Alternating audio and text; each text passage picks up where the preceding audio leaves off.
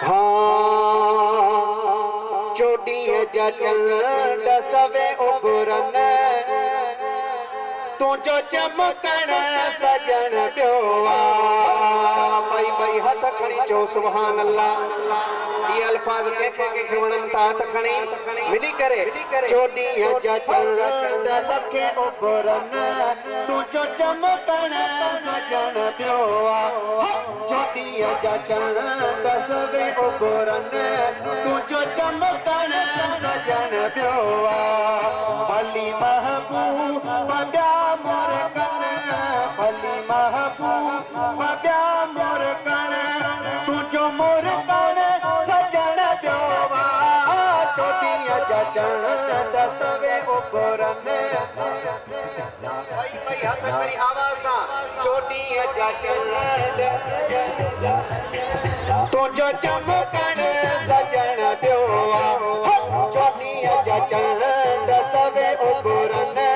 तुझो चमकण आका पियो भली महबूब ॿिया मोर कण भली महबूब ॿिया मोर कण तुझो मोर कण सजन पियो चोॾीअ जा चंड लखे उभरन तुझो चमकण सजन पियो साईं लखे मेहमान महफिल में अचन था पिया ॾिसां थो पियो साईं लखे दीवाना महफिल में अचन था पिया ॾिसां पियो तो मगर तन में निरालो मगर तन में निरालो हवा जो अचण सजन पियो चोॾीअ जा चंड लखे उभरन हा हा हा हा जी सदा हा हा हा चोॾीअ जा चंड सवे उभरन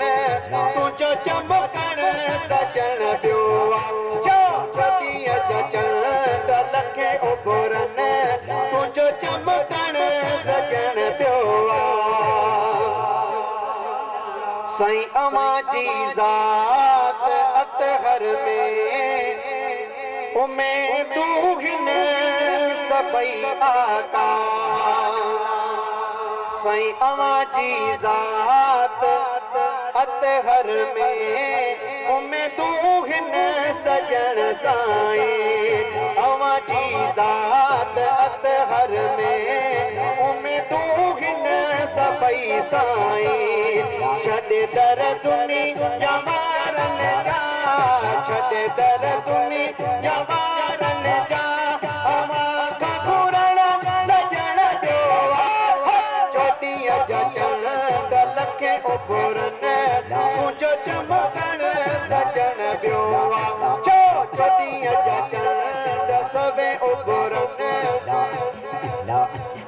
आवाज़ अचण घुरिजे जो चोॾीअ जा चंड जेकॾहिं ये हथ खणंदे त ये हथ बि क़यामत जे ॾियारे शाहिदी ॾींदई भई हथ खणी चोॾीअ जा चंड सवे उभरन तुझो चमकण सजन पियो चोॾीअ जा चंड लखे उभरन तुझो चमकण सजन पियो चोॾीअ जा चंड सवे उभरन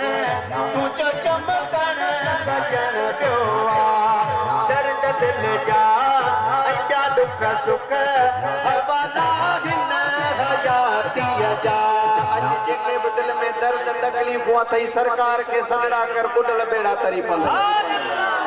साईं दर्द दिल जा ॿिया दुख सुख हवाला हिन हयातीअ जा ॾसण ॿियनि खे फुज़ूल आहे ॾसण ॿियनि खे फुज़ूल आहे हवा सारण सजन पियो चोॾीअ जा चंड लखे उभरन तुझो चमकण सजन पियो चोॾीअ जा चंड लखे उभरन तुझो चमकण सजन पियो चोॾीअ जा चंड लखे फुरन भाई हथ खणी तुझो चमकण तुझो चमकण सजन पियो